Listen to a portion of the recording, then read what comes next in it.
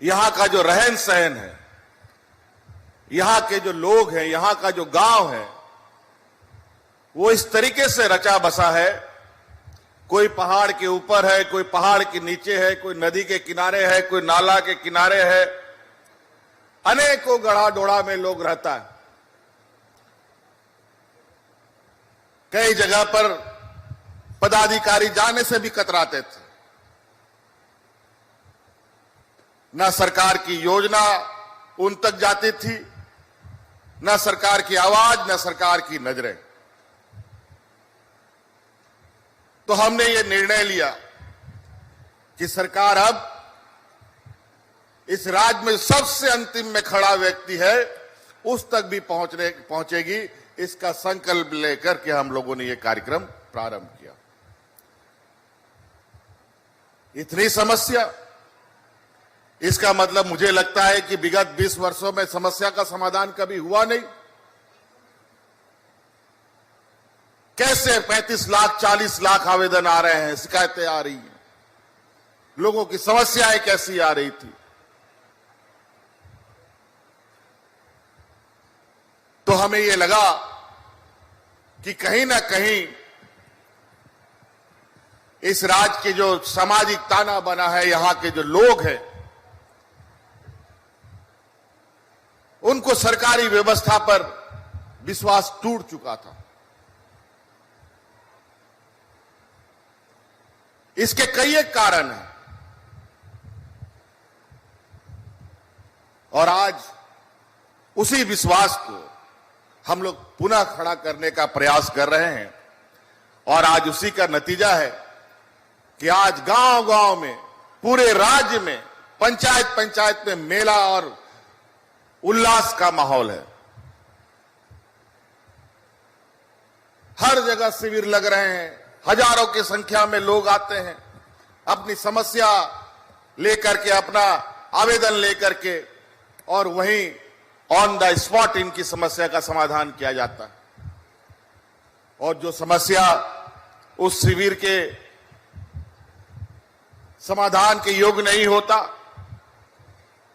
उसे एकत्रित कर हमारे पास भेज दिया जाता है।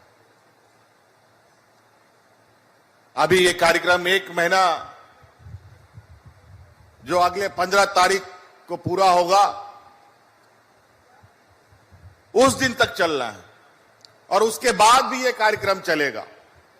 लेकिन ये हम लोगों ने विशेष रूप से ये दिन सुनिश्चित किया है जहां पर पूरी मुस्तैदी से पदाधिकारी, कर्मचारी प्रखंडों में, पंचायतों में जा रहे हैं और लोगों की समस्या का समाधान कर रहे हैं। आज मुझे जो जानकारी मिली है और हम लोग ने जो पोर्टल बनाए हैं, उसके माध्यम से हम लोग हर दिन की गतिविधियों को नजर रख रहे हैं। ये कार्यक्रम में कितने आवेदन आ रहे हैं, किन योजनाओं के तहत आवेदन आ रहे हैं, उसका समाधान कैसे हो रहा है, प्रतिदिन कितने आवेदन आ रहे हैं, प्रतिदिन कितने समस्या का समाधान हो रहा है, कितने समस्याओं का समाधान होना बाकी है, उन सभी का प्रतिदिन मॉनिटरिंग किया जाता है। हमारे साथ साथ इस राज्य में सिर्फ हम मंत्री नेता ही आप लोगों के बीच में नहीं है, हमारे सभी वरीय पदाधिकारी क्षेत्र भ्रमण करके इन योजनाओं का जायजा ले रहे हैं। आज मैं विभिन्न जिलों से होते हुए आज साहिबगंज जिला में आया हूं। यहां आने के पीछे योजना कैसे चल रही है, लोगों में उत्साह है कि नहीं है,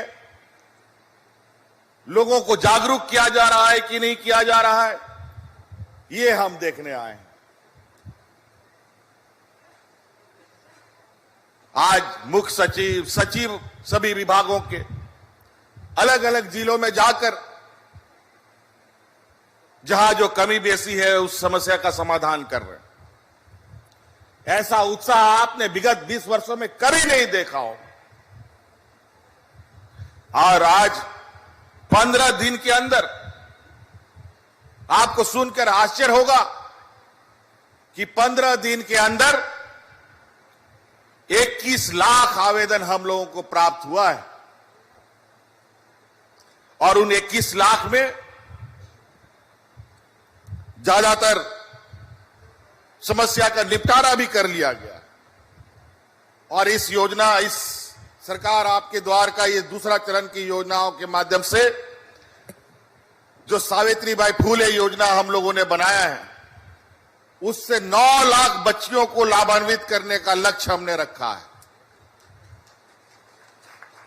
और उसमें अभी लगभग 2.5 लाख आवेदन हमें आ चुके हैं और 2.5 लाख में लगभग 1,25,000 आवेदन स्वीकृत कर दिया गया है।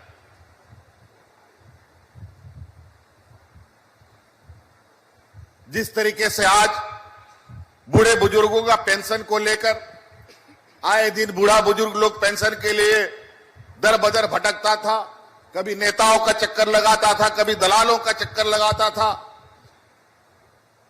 और पेंशन बनाने के चक्कर में अनेक दलाल लोग उनसे पैसा वैसा भी ठग लेता था।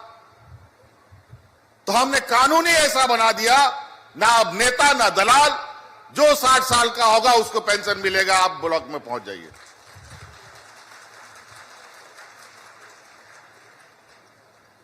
पहले पेंशन में सबका लिमिट बंधा हुआ था, इतना से अधिक लोगों को पेंशन नहीं देंगे। विधवा पेंशन में लिमिट बंधा हुआ था, इतने से अधिक विधवा महिला को पेंशन नहीं मिलेगा। विकलांग पेंशन में लिमिट बंधा हुआ था, इससे ज्यादा विकलांग लोगों को पेमेंट नहीं पेंशन नहीं देंगे। हमने वो सारी कानून बदलते हुए जितने राज्य में विधवा महिलाएं उन सबको पेंशन देने का कानून बना दिया। जितने विकलांग हैं सबको पेंशन देने का हम लोगों ने कानून बनाया। और तो और इस राज्य में जो महिला एकल है, जो अकेले महिला रहती है, उसको भी पेंशन मिलेगा। ये कानून हमने आप लोगों के लिए बनाया। ये भारत का पहला ये राज्य है जहां सर्वजन पेंशन मिलता है, सबको पेंशन मिलता है। देश में कोई ऐसा समृद्ध राज्य भी नहीं है जो अपने गरीबों को पेंशन दे। लेकिन यहां की गरीबी, यहां का पिछड़ापन को हम बहुत करीब से जानते हैं। पता नहीं राज अलग होने के बाद 20 साल कैसे काटे गए, ये बड़ा चिंता का विषय रहा है। और जब हम लोगों ने सरकार बनाई है 2019 में, सरकार बनाते ही आप सब लोगों को मालूम होगा कि सरकार ठीक से बैठी भी नहीं थी, कोरोना महामारी हम लोगों के सर पर आकर के बैठ गया। ना हाट, ना बाजार, ना दुकान, ना गाड़ी, ना मोटर, सब बंद।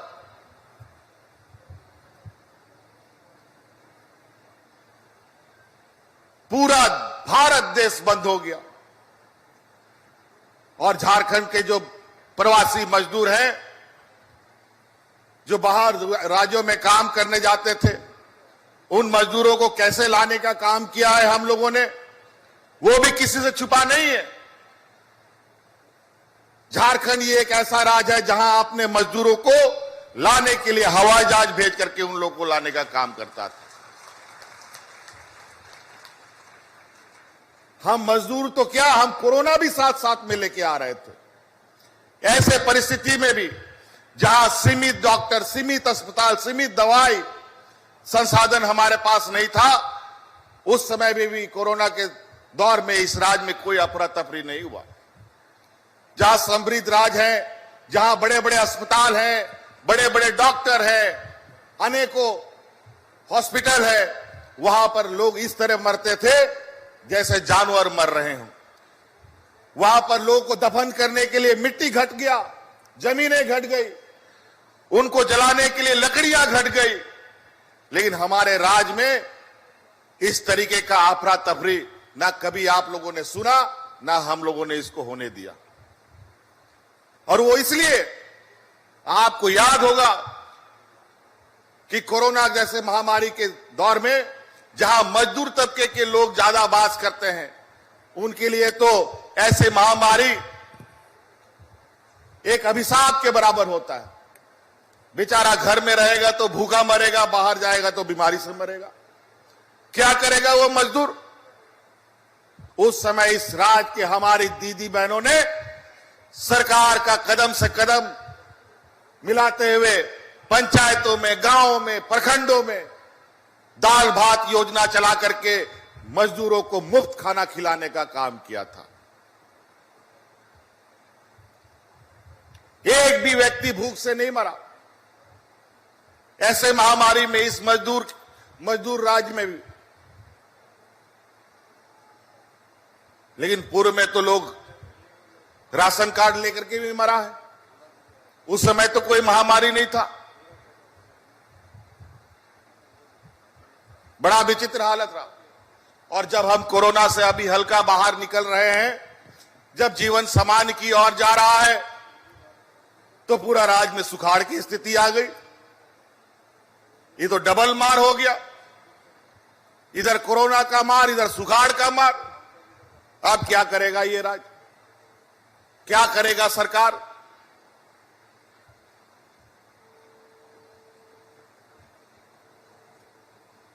बीस सालों में हर एक किसान के खेत में पानी नहीं पहुंचा, क्यों?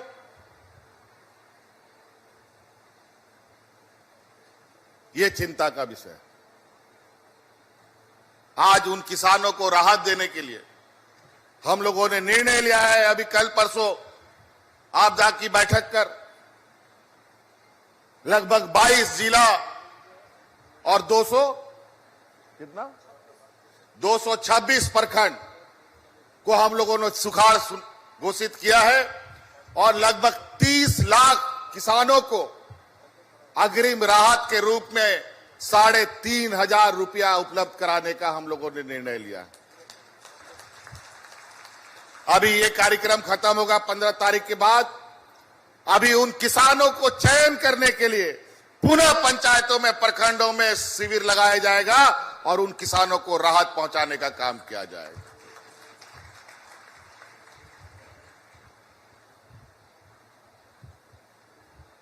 हर संभव हम लोगों ने इस राज्य के हर वर्ग को मदद पहुंचाने का हम लोगों ने काम किया है और इतने बड़े पैमाने पे हम लोगों को राहत, लोगों के जो आंसू है उनको खुशियों में बदलने का प्रयास कर रहे हैं। यहां हमारे प्रथम चरण, दूसरा चरण का आधा हिस्सा अब खत्म हो चुका है। इस दौरान हमारे विपक्ष में भी हमारे कुछ सहयोगी लोग हैं। आज बहुत खुशी की बात है कि हमारे विपक्ष के एक अनंत ओझा जी यहां उपस्थित हैं, लेकिन अनंत ओझा जी जैसा व्यक्ति सब कोई विपक्ष में नहीं है। ये पहला शख्स है जो सरकार के इस विकासशील योजना में अपना हाथ बटाते हैं। हम आलोचना करने से नहीं घबराते।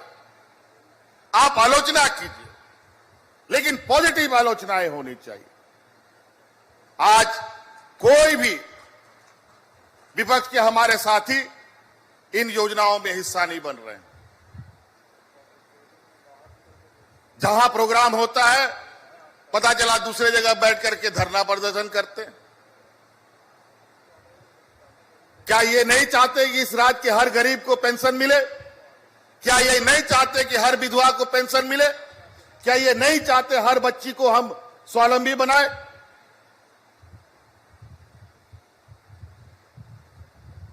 और तरह तरह के षड्यंत्र रचते रहते हैं। क्या गरीब को राहत पहुंचाना भ्रष्टाचार है क्या? आज यहां पर संवैधानिक संस्थाओं का उपयोग किस तरीके से किया जाता है वो दिखता है स्पष्ट रूप से। यहां पर मनरेगा में खूंटी में लोग जांच करता है, जांच करते करते साहेबगंज आके घुस गया है, क्योंकि यहां का मुख्यमंत्री है। मुख्यमंत्री को कैसे रोकना है बताओ इस विकास कामों से?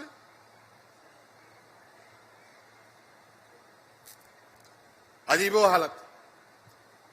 खैर, उसका भी माकूल जवाब मिलेगा, उसका चिंता करने की जरूरत नहीं है। जब तक इस राज्य के जनमानस का समर्थन हो, उस सरकार को कभी घबराने की जरूरत नहीं है। आज हम अपने इस राज्य के गरीब, आदिवासी, दलित, पिछड़ा, अल्पसंख्यक, हम ये फिर बोलेंगे, आज हमारे पीछे षड्यंत्र रचने के पीछे मात्र एक ही उद्देश्य है, क्योंकि एक आदिवासी, दलित लोग इस राज्य को चला रहे हैं।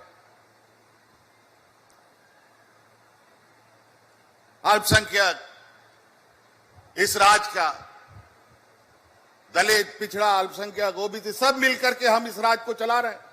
देखिए, यहां हमारे मंत्री जी ऐसे भोक्ता जी, ये एससी समाज से आते हैं, लेकिन भारत सरकार ने ऐसा कानून बना दिया कि इनको आदिवासी बना दिया, और आदिवासी में ऐसा बन गया कि बाप, ये इसका बेटा आदिवासी हो गया, इनकी बहू एससी रह गई। बांट दिया इस समाज को। आज इसीलिए इनके पेट में दर्द है कि आदिवासी आज इतनी मजबूती से कैसे आगे बढ़ रहा है।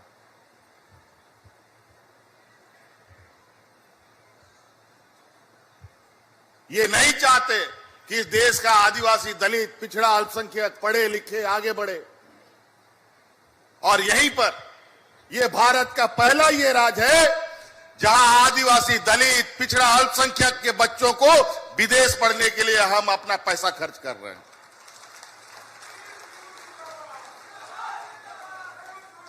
कौन आदिवासी, दलित, पिछड़ा, अल्पसंख्यक है जो अपने बच्चों को विदेश पढ़ाने का औकात रखता है? जरा बता दो, कितने को पढ़ाया आप लोगों ने, बताओ। लेकिन इस सरकार ने अभी अनेकों बच्चों को विदेश भेजा है, और वो दिन दूर नहीं, अगला 5 साल आते आते हमारे पंचायतों, प्रखंडों के भी बच्चे विदेश से पढ़ के आएंगे और अपना विकास करेंगे। देखिएगा,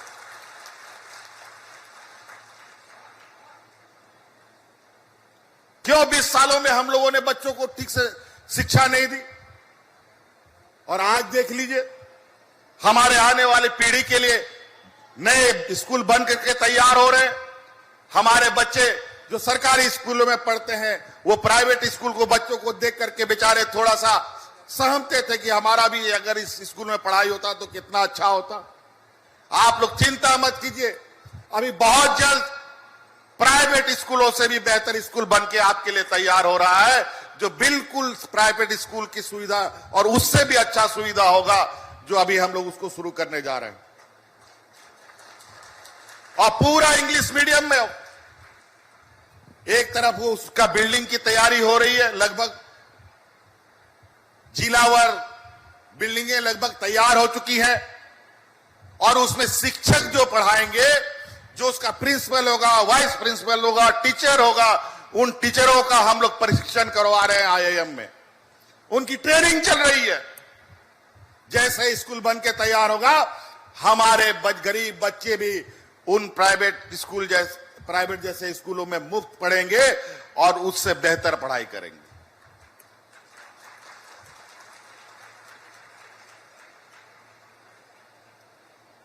हमारे इस राज्य में चूंकि आदिवासी, दलित, पिछड़े राज्यों का यहां समूह ज्यादा है, कल्याण विभाग से अनेकों हॉस्टल बनते हैं। बनता गया बरसों बरस से। बनने के बाद कभी भी उसके बाद फिर कभी ना चूना, ना पचौड़ा, ना बिजली, ना पानी का व्यवस्था हुआ। आज आप देख लीजिए, हमारे जो अनुसूचित जाति जनजाति के बच्चे पढ़ते हैं, उन हॉस्टलों को जाके देखिए, उनका रंग रोगन प्रारंभ हुआ है कि नहीं। लेकिन दुर्भाग्य की बात है, यहां स्वास्थ्य सेवा को हम दुनिया भर का कोसते हैं। आज कितने सालों से यहां एम्स बन रहा है, एम्स में जाके देख लीजिए आप क्या इलाज करा पाएंगे।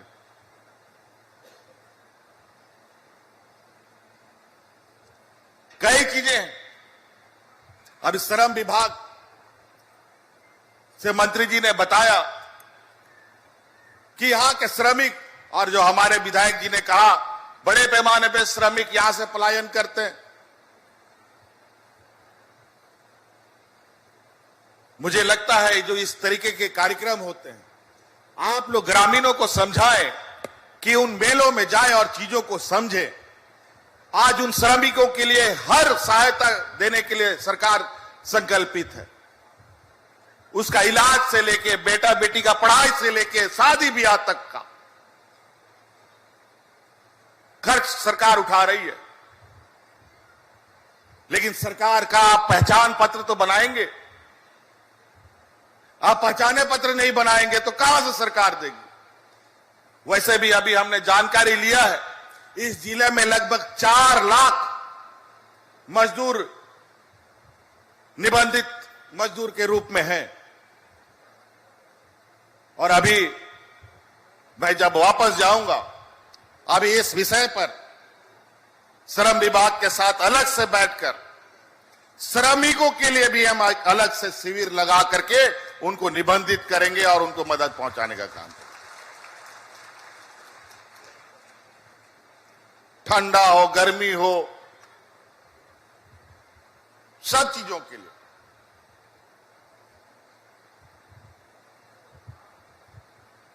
कई ऐसी चीजें हैं जो अभी करना बाकी है। ये तो हम लोग पूरा साल या तो बीमारी या तो सुखाड़ के चपेट से में आकर के आगे बढ़ रहे हैं। मतलब यहां के गरीब, आदिवासी, दलित, पिछड़ों का जीवन सदियों से संघर्ष में रहा। यहां कुछ सामंतवादी लोग तो शोषण करते ही हैं, ऊपर वाला भी ठीक से ध्यान नहीं देता है और भुगतना पड़ता है यहां के गरीबों को। लेकिन चिंता मत कीजिए, आपके आशीर्वाद से यह सरकार बना है, आगे भी आपका आशीर्वाद बना रहा तो प्रयास होगा कि अगले 5 साल में हर खेत में पानी 12 महीना रहेगा। इसका योजना हम लोगों ने तैयार करना प्रारंभ किया।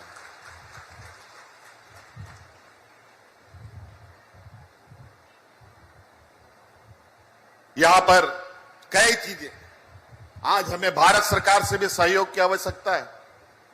हमारा अधिकतम योजना इस राज्य में फॉरेस्ट डिपार्टमेंट की वजह से फंस जाता है। फॉरेस्ट क्लियरेंस लेने में बहुत जद्दोजहद होती है।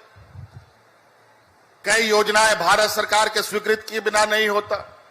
अभी भी 7 से 8 लाख प्रधानमंत्री आवास जो केंद्रीय स्तर पर लंबित पड़ा हुआ है, उसकी स्वीकृति नहीं मिली है। अभी हाल में ही मैंने पत्र भारत सरकार को लिखा है कि यह स्वीकृत कर दिया जाए ताकि गरीबों को हम आवास उपलब्ध करा पाए।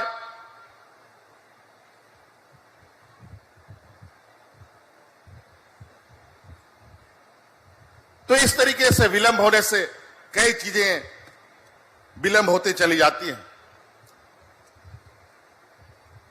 तहन नोंडे आबोरेन हर अपन जहां तिना पे शहर सेटेर काना नोआ शिविर नोआ माइकेन इंजेलिंग हे काना कि नोंडे को कमी बढ़ाए दा से बाको कमी बढ़ाए दा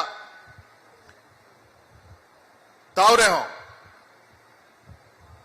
इया मैं ते नोआ इंजेल रिया विचार तायन के ना होनाते थोड़ा गन आपे तलारिंग हे काना